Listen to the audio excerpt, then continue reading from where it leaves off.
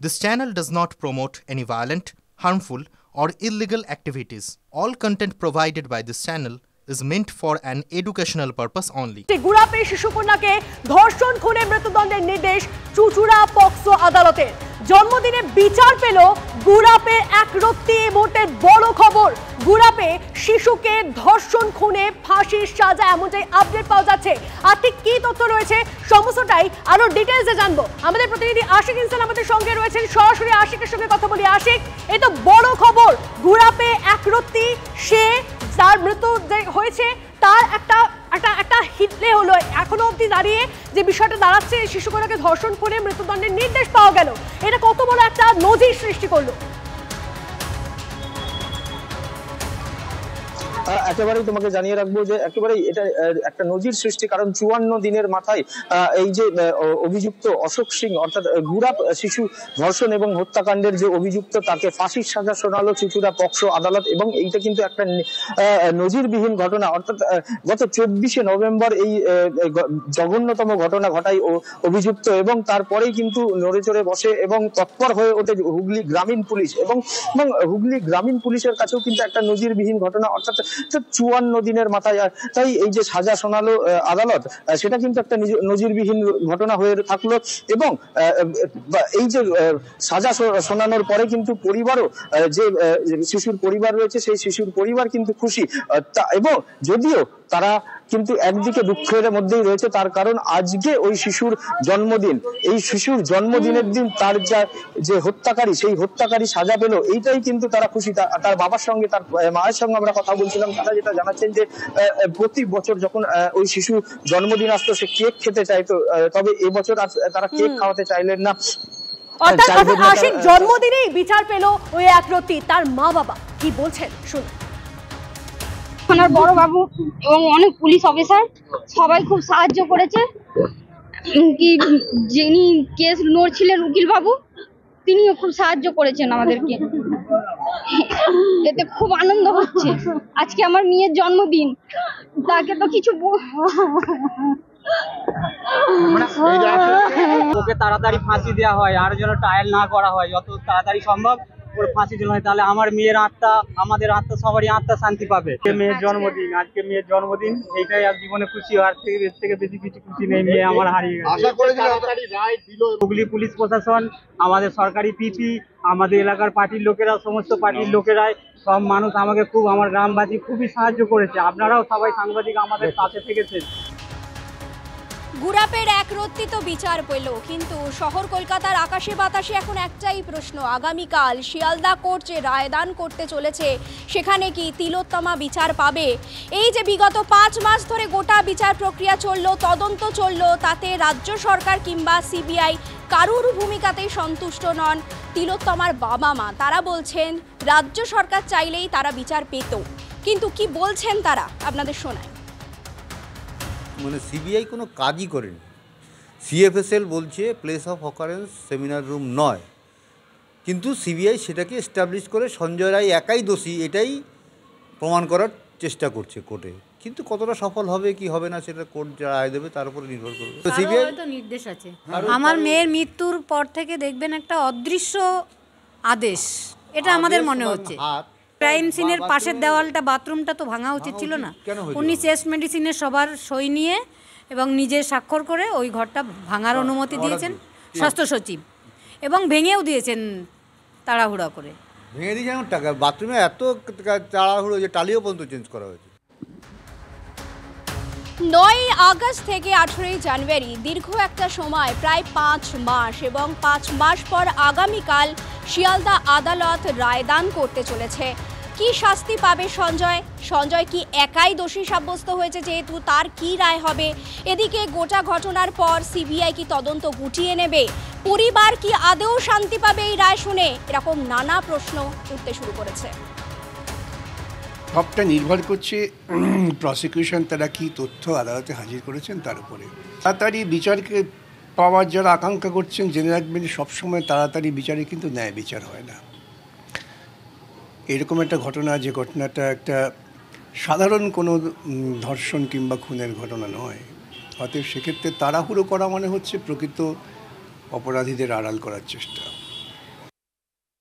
CBI যে জিনিসটা পেয়েছে, সিবিআই ডেড বডিটা পাইনি, সিবিআই প্লেস অফ অকারেন্স পাইনি, সিবিআই ফিঙ্গারপ্রিন্ট পাইনি, সিবিআই সিসিটিভি পাইনি, সিবিআই নার্কো অ্যানালিসিস করতে পারিনি, সিবিআই ডিএনএ পাইনি।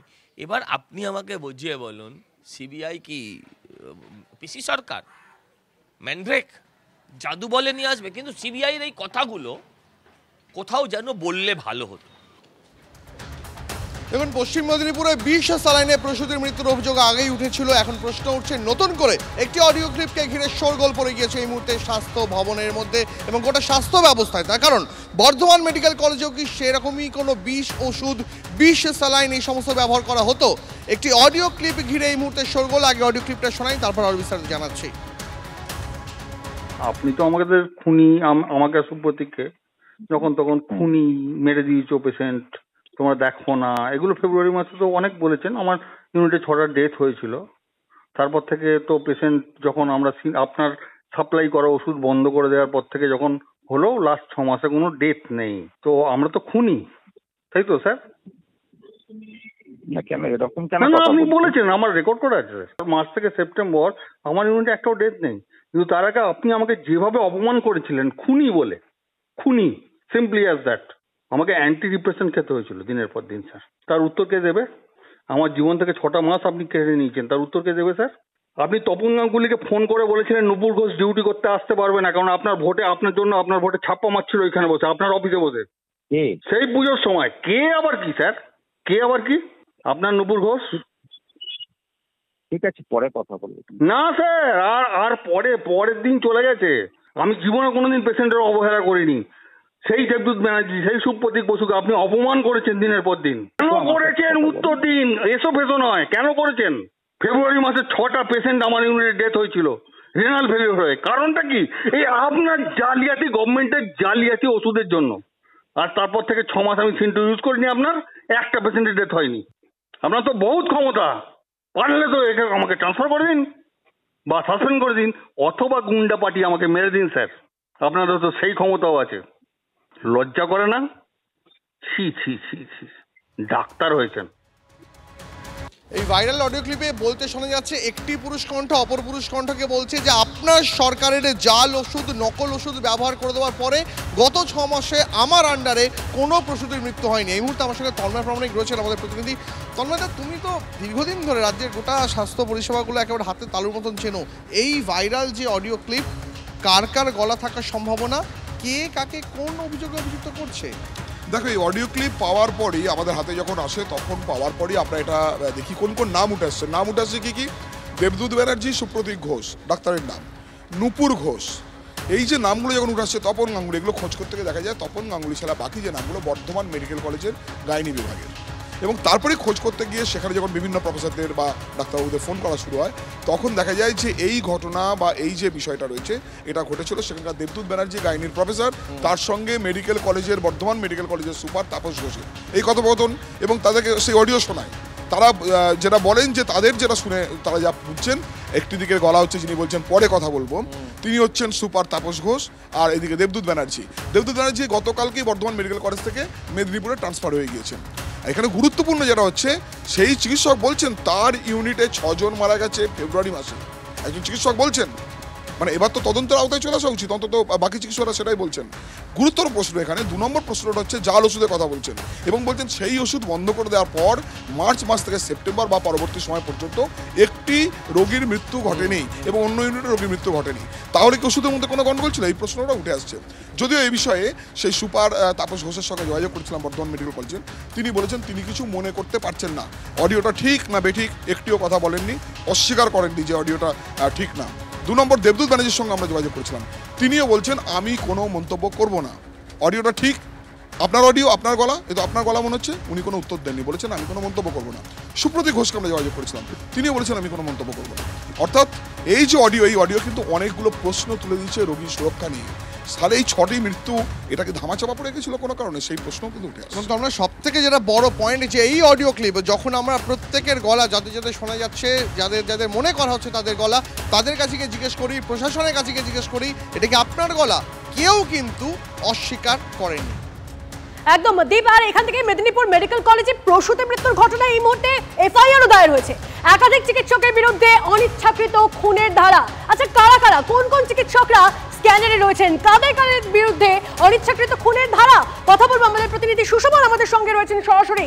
সুশোভন, যে বিষয়টা তোমার থেকে জানতে চাইবো, কোন কোন চিকিৎসকরা এই মুহূর্তে এই ঘটনায়, গোটা ঘটনায় এখন অব্দি স্ক্যানারে, তাদের বিরুদ্ধে এখন অব্দি এফআইআর দায়ের হয়েছে, যদি একটু ডিটেলসে জানো। দেখো, একাধিক চিকিৎসকের বিরুদ্ধে এফআইআর দায়ের হয়েছে এবং তোমাকে তার মধ্যে আমি দেখানোর চেষ্টা করব যে সিআইডির যে একেবারে দল, তারা কিছুক্ষণ আগেই কিন্তু সুপার মেদিনীপুর মেডিকেল কলেজে সেখানে এসেছিল এবং এই মুহূর্তে সুপারের ঘর থেকে তারা বেরিয়ে আবার তারা অন্যত্র চলে যাচ্ছেন। স্বাভাবিকভাবে তুমি যে কথা বলছিলে যে এই বিষয়টা খুব গুরুত্বপূর্ণ, যে একেবারে 3টে ধারা এখানে প্রয়োগ করা হয়েছে এবং যেখানে দেখা যাচ্ছে যে জামিন অযোগ্য ধারা, অনিচ্ছাকৃত খুনের ধারা কিন্তু প্রয়োগ করা হয়েছে। স্বাভাবিকভাবেই কিন্তু সিবিআই পুরো বিষয়টা সিআইডি পুরো বিষয়টা তদন্ত করছে এবং সিআইডি তদন্ত করতে গিয়ে যেটা আজকে দেখা গেল যে একেবারে তারা কেস ডায়েরি নিল এবং তারপর তারা এখান থেকে তারা একেবারে কেস ডায়েরি নিল এবং কেস ডায়েরি নেওয়ার পর কিন্তু তারা প্রথমে সিএমওইচের কাছে যায় এবং সেখানে তার যেহেতু সিএমওইচ অভিযোগ করেছিল সেখান থেকে তার যে স্টেটমেন্ট সেটা রেকর্ড করে এবং তারপর তারা সুপারের কাছে যায় এবং এরপর কিন্তু তারা কোথায় যাবেন এবং এই তদন্ত কোন পথে যায় এবং সেক্ষেত্রে আর কি কি তথ্য উঠে আসে এই তদন্তে, সেটা গুরুত্বপূর্ণ। একদম সেই সমস্ত আপডেট আমরা নিতে থাকবো তোমার থেকে, অনেক ধন্যবাদ, সঙ্গে থাকো। দেখুন, প্রসূতি মৃত্যুর এই দায়ে সাসপেন্ড মেদিনীপুর মেডিকেলের 12 জন চিকিৎসক। সাসপেনশনের পর এফআইআর দায়ের, পূর্ণ কর্মবিরতি ঘোষণা করেও পিছু হটলেন জুনিয়র ডাক্তাররা। জরুরি বিভাগ চালু রেখে আংশিক কর্মবিরতিতে ডাক্তাররা। WBJDF এর সঙ্গে বৈঠকের পরেই চূড়ান্ত সিদ্ধান্ত, জানিয়েছেন মেদিনীপুর মেডিকেলের জুনিয়র ডাক্তাররা।